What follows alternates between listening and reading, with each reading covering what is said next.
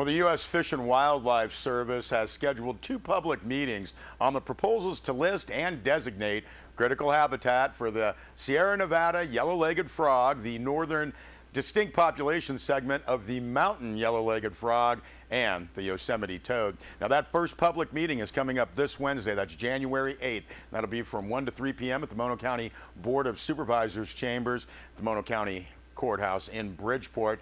Now, the meeting is planned to be broadcasted to the Mono County Board of Supervisors meeting room on the third floor of the Sierra Center Mall in Mammoth Lakes. And after the meeting, there will be informal breakout sessions held in Bridgeport. Second public meeting set for Fresno County Monday, January 13th. U.S. Fish and Wildlife Service will present information and address questions and concerns at the public meetings about the proposals and, if it is available, the draft economic analysis for the proposed critical habitat rule. For more information on this, see the website fws.gov/Sacramento. Well, Bennett Kessler filed this report. In the town of Mammoth Lakes, officials struggle with trash and garbage issues. The Los Angeles Department of Water and Power wants Mammoth's dump on Benton Crossing Road to close in 10 years. And on top of that, the town faces state-required recycling. Meanwhile, to the south, Inyo County struggles with budget issues. Could regional collaboration solve some problems? Well, Inyo County Administrator Kevin Caruncio says he sees a lot of promise in a collaborative effort over garbage. Caruncio said he has been having conversations with Mono County and the town of Mammoth Lakes over the last 6 months on this kind of regional effort. He said the rough idea would include importing Mono County's waste to Inyo County's landfill at a cheaper cost for Mono with increased revenue for Inyo. Now, Caruncio did say Inyo would work with DWP to allow this sort of arrangement since currently Inyo's Bishop landfill lease with DWP prohibits importing garbage. Now, Caruncio feels that if Mono is interested, DWP will allow this in Inyo. Now, particularly because DWP wants the Mammoth landfill closed, reportedly for potential water quality issues. Now, as for a possible regional recycling center, that's something Caruncio said he would like to examine. He said it might make sense for Mono to haul recycling materials down the hill to Bishop and avoid a multi-million-dollar project in town. But costs are still unclear. Now, at a recent Mammoth Town Council meeting, officials noted that Mammoth's contractors are already driving their materials down to the Bishop landfill because it's less expensive. Now, CAO Caruncio said Inyo is trying to quantify where waste comes from with, quote, waste verification reporting, end quote. Now, this could lead to different price options with locals receiving a discount.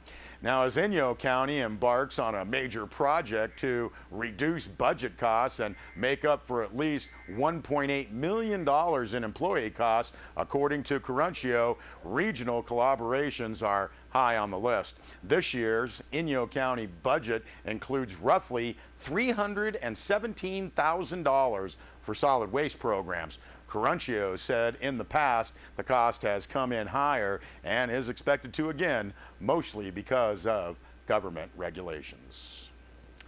Well, Bennett Kessler also filed this story. With ongoing concerns about budget shortfalls, the Bishop City Council has examined the city budget in a series of workshops. At one point, officials decided to at least look at the possibility of a law enforcement contract with the Inyo County Sheriff's Department. Now, Inyo Sheriff Bill Lutz said an initial meeting did take place, and now he has 2 members of his staff working on very preliminary cost estimates.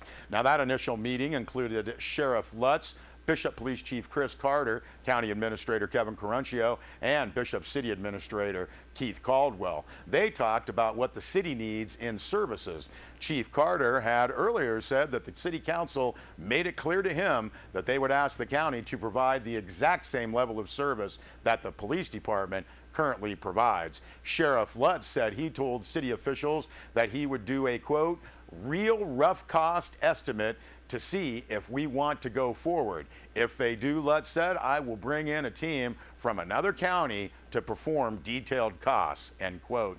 Now, Lutz said the rough figures are for both the city and the county to see if the money makes sense. For now, the sheriff continues to meet with his staff as they pull figures together. Currently, the Bishop Police Department employs 12 officers, including the chief. And Bennett Kessler also filed this story. In 16 Inyo County government departments, employees started to receive in November what are called equity adjustment pay raises, anywhere from approximately 5 to 30%.